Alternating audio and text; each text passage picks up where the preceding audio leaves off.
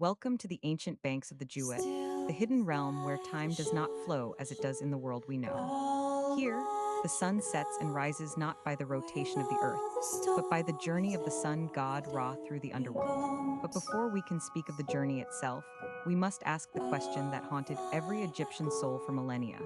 Can a heart be lighter than a feather? This is not merely a riddle. It is the central tension of the afterlife.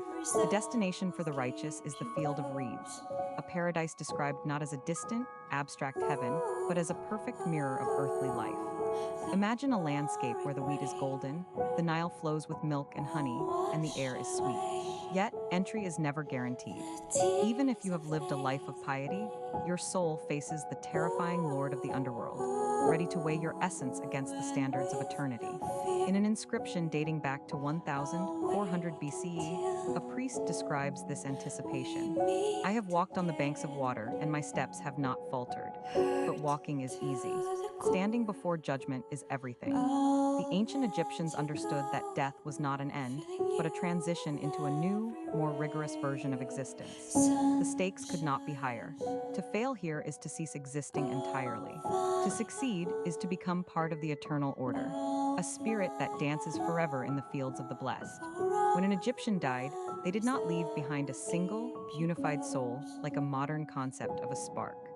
Instead, their personality was a complex assembly of 9 distinct parts. Some parts departed immediately, while others remained in the tomb or traveled with the body. Among these were the Ak, the shining spirit capable of flying between the worlds, the Sahu, the transformed manifestation, and the Sekhem, the shadow self that protected the physical body.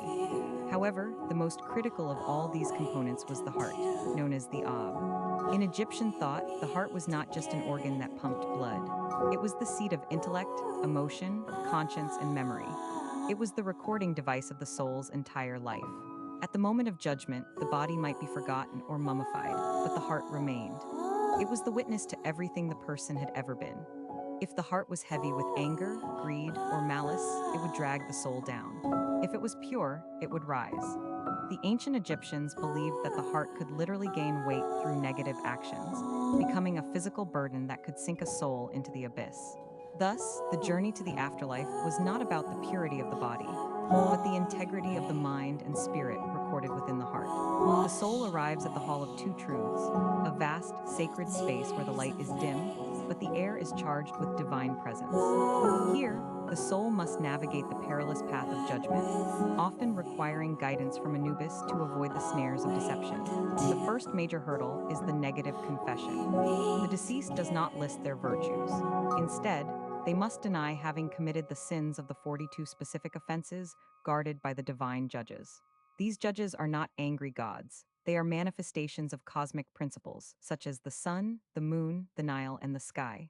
The spiritual logic here is profound.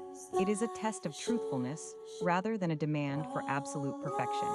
Among the 42 transgressions, one stands out as the primary gateway sin that weighs down the soul: covetousness.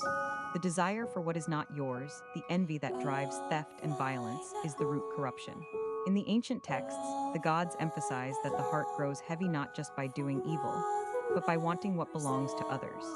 If the soul claims innocence before these 42 judges, it is not because the gods have forgotten its past mistakes, but because the confession proves the soul's alignment with Ma'at, the principle of truth and balance. Standing slightly apart from the judges is Anubis, the jackal-headed deity who serves as the psychopomp, the guide of the dead.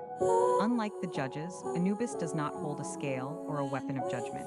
His role is solely to protect, steady, and navigate the soul through the chaotic liminal space between life and death. The symbolism of his form is deeply layered.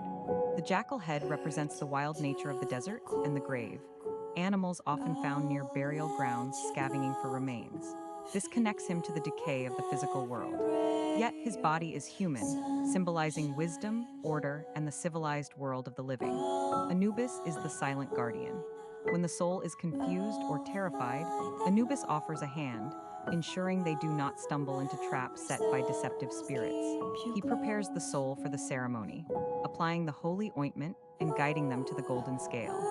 He is the ultimate facilitator, ensuring that the process is conducted with the reverence it demands. Without Anubis, the soul would be lost in the darkness of the Jewett, never finding its way to the judgment hall. The climax of the journey occurs at the golden scale. This is the most sacred moment in the entire cosmology. On one side of the balance sits the heart, Ob, of the deceased. On the other side rests a single, delicate feather, the feather of Ma'at, the goddess of truth and cosmic order.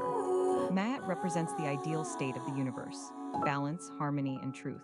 The weighing is a direct measurement of the soul's alignment with this cosmic ideal. Hovering above this delicate ceremony is Amit, the devourer, a hybrid monster with the head of a crocodile, the forelegs of a lion, and the hindquarters of a hippopotamus. Amit waits with bated breath. She is not a judge. She is an executioner. If the heart tips even slightly heavier than the feather, Amit will consume it. And with the heart, the deceased loses their capacity for eternal life, ceasing to exist entirely in a state of oblivion. If the heart is lighter or equal to the feather, the soul is justified, known as Makero. But there is an escape clause, a safety net woven into the amulets worn by the dead. Spell 30 billion. Inscribed on the heart scarab amulet, this spell states that if the heart fails the test, it will speak for the deceased, declaring the sins were not theirs, effectively nullifying the weight of the transgressions.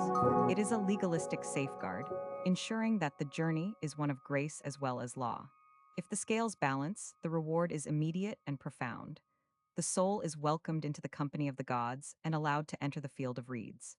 Here, they become an Ak, a shining spirit, living an eternal life that mirrors the joys of the earthly world. They can fish in the sacred lake, dance in the fields, and enjoy the fruits of the earth without fear or labor. For those who choose not to work or for those resting, Shabti figurines await them. These small, clay statues were buried with the deceased, magically animated to perform any manual labor the spirit might otherwise have to do in the afterlife, ensuring that the act could always enjoy leisure. Ultimately, the Egyptian view of the afterlife suggests that life on earth is merely the first draft of eternity. The choices we make, the thoughts we harbor, and the love we give determine our final weight. The feather is light because it represents an ideal that must be striven for. The heart is judged because it contains the sum total of our humanity.